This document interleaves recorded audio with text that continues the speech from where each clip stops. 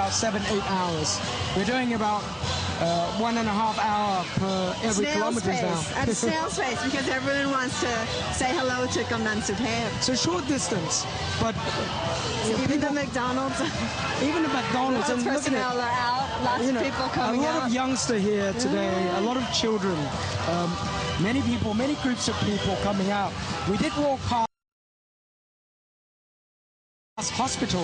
Yes, Phayat Thai and we Hospital. saw a doctor waving a huge flag in front of Phayat Thai 1 Hospital. Doctors, nurses with their ribbons of money. And when we walk past department stores like the Platinum, Pratu Nam department stores, we witness a lot of Poka, Meka, merchants. Yeah, lots of merchants. Lots of merchants. Vendors, business owners as well. And they made donations. You know, these are people. I wouldn't strictly say that they are rich people. You know, they work by day, and they made their income daily. And these people have come out to make direct contributions to our movement. It's something that is very meaningful. And they brought their children with them as well. All the children were there. Some of them had their own microphones, so they wanted to make sure Kamnan could hear them. They brought their own microphones. Yes, and now, even we're at the final stage of this war, still you can see a lot of people coming out. Even more people, even louder than when we started. Louder than we started, still passionate, still a lot of intensity. So, you know, the number speaks for itself.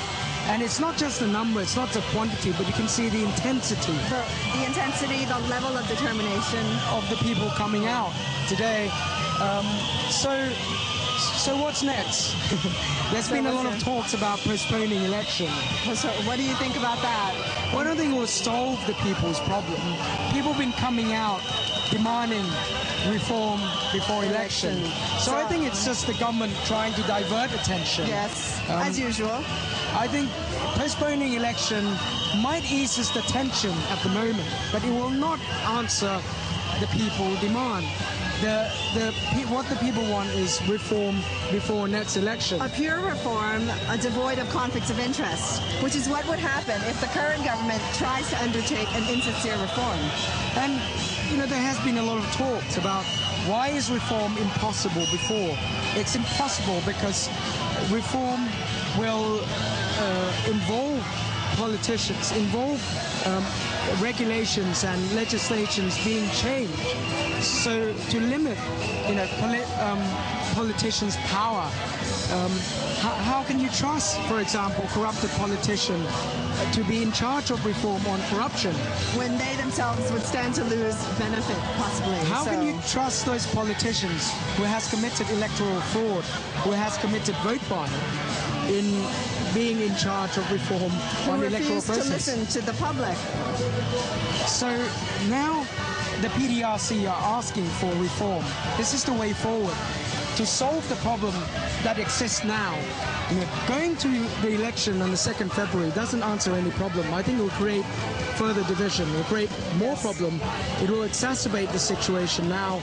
So we're giving a solution to this country, reform before election. We're not against election. No. We want reform before election. We want free and fair and clean elections. And in fact, we have stated 5 key areas that we must reform. And one of them is electoral process. Yes. We want to make sure election is free and fair. And the second one is very important. It's about to stop widespread of corruption. Corruption and graft by politicians and officials as well. For the last 13 years, there has been widespread of corruption. You know, we are in a vicious cycle here. Why? Because corrupted politicians use corrupted money to buy votes. And then when they're in power, they accumulate more money to buy the next election. Yes. So, I mean, they see election as a sort of investment. You know, once they have invested in an election, once they win, they want to come back and profit from this investment. So this is a problem. So we have to stop widespread of corruption. I think one of the ways that has been mentioned is that every citizen should have standing to bring a corruption or a graft claim in court, so that there won't be any excuses of people not having legal standing to bring a corruption charge, because everyone loses if there's corruption. You might not lose in terms of direct finances that you can see immediately, but for the long term, if you're corrupt, you're using people's money dishonestly, and that's wrong. And it's not just politicians who has committed electoral fraud and vote buying. You know, even election commission in the past has taken part in the process, and government officials have used state influence, has manipulated the people, using state power to manipulate people, and also destroying evidence that could be used against them in court. Yeah. So this is why a lot of people have been coming out. You know, people have seen this. This is very factual for Thai people. So this is why they've come out, and this is what they want. And another important key area that we must reform. So this would be the third area. The decentralization of power. People should be more involved in how this country is given. Gubernatorial elections, so that we can, people can elect their provincial governors. Like Bangkok. Yes. In Bangkok, we have governor election, and Bangkok people can choose their own governor. They have more say in how this city is governed. So, you know, what's the reason why don't cities in the countryside have that right as well? Yes, rural votes, they matter too. So everyone should have a voice in saying who it is that's going to come look at their locality. So we should be pushing for decentralization of power. We're talking about election of provincial government. Yes. Governor who is accountable for the people in their own city.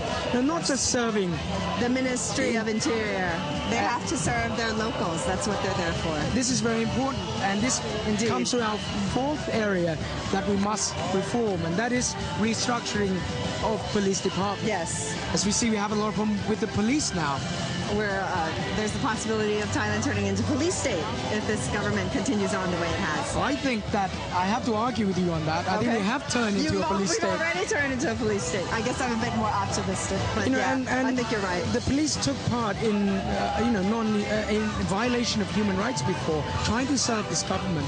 Problem with the southern unrest, they were responsible for extrajudicial murdering of innocent civilians, innocent people who has no chance to make a stand in the judicial process. Almost 3,000 people down south. Almost 3,000 people. Almost 3,000 deaths. Yeah. And in the campaign against drugs. Yeah. The war on drugs, which was actually a war on people who weren't even connected to drugs. They hadn't even been charged. These innocent people didn't have the chance to prove themselves legally.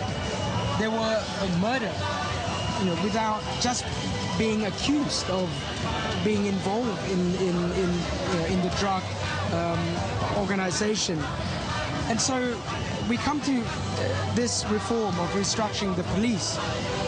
We want to make sure that the police department is more accountable of the people, like the provincial government. Yes. The police also as well. They need to serve and protect because now the police is has a very centralized structure. 300, 400,000 policemen answer to one person only. Also the Ministry of Interior as well. The head of the police department, who answer to one person, the Prime Minister. Yes, okay. So now the police try to serve corrupted politicians. They use any methods in serving politicians in exchange for promotion. So we have a lot of problem with this. Yes. Because if you're serving the people, you shouldn't be concerned about serving the one who's in power. You need to make the best decision based on the public interest. And your promotion should be based on your merits. Yes. If you do a good job of providing safety and security for the people in enforcing the law, then you should be rewarded. Yes. Not by serving corrupted politicians, cruel politicians. The police structure right now sounds a lot like the administrative structure of different ministries. I can say that because I used to be one myself. Yeah. And this is the same for any department. That now the government officials fear this government because they're willing to use any means to reward those who serve them, and also to suppress those who doesn't. Yes. So you aren't promoted unless you serve the government. So we can see that even if you're committing illegal acts. So this is why we claim that this regime is authoritarian.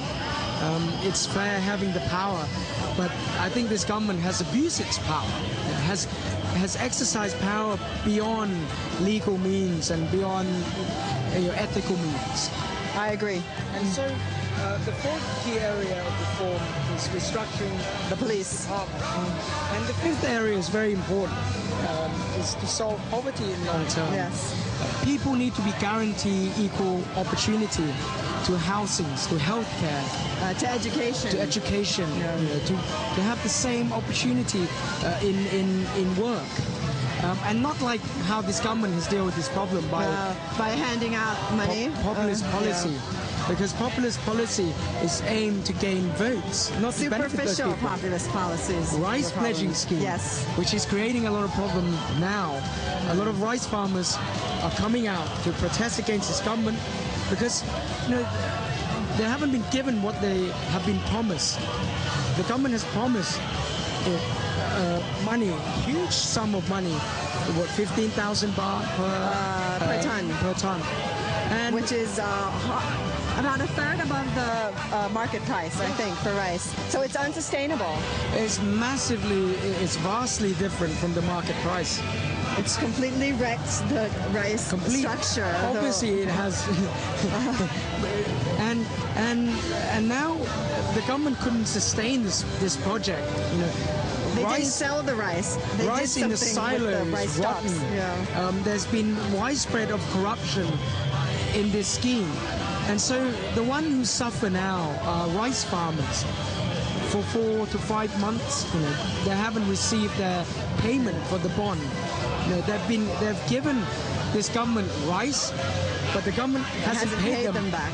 And so now they're demanding they want their rice back. But of course the rice is now rotting because the government didn't deal with it properly. And I think the government now is running out of time. This embattled government is running out of time. Rice farmers are coming out very quickly, spreading across the country. And with this movement, the PDRC is still going strong. The government is facing a lot of opposition. And, at the same time, their support is dwindling. You can see government officials not It's responding. exponentially eroding, I would say, their traditional political bases. One thing, one reason why government officials doesn't respond to this government, because this is an illegitimate government. This is a government who tried to pass the blanket amnesty bill.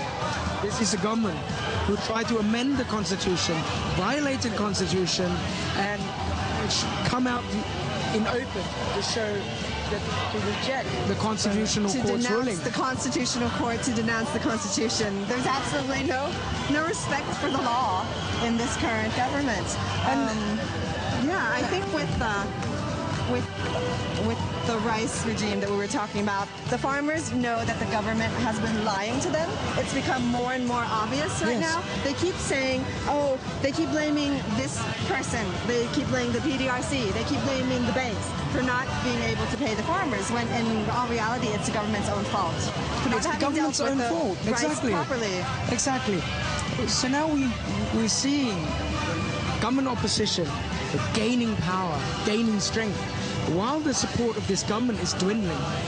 Government officials refuse to respond to the government. The Per Thai party is losing huge support from the rice farmers. They've lost all credibility with the farmers, who refuse to believe their lies anymore. And the red shirt protesters. They're dwindling as well. So now they have resorted to maybe forceful means, using the use of force. Yes, you want us to talk about declaring the emergency decree, which, as you can see, does not affect this demonstration. There is no emergency. People are still coming out in strength. There's no fear. People have been coming out even after the government has declared state of emergency decree. And another thing is they try to stir up the red shirt protesters. Yes. But I think those red shirt protesters now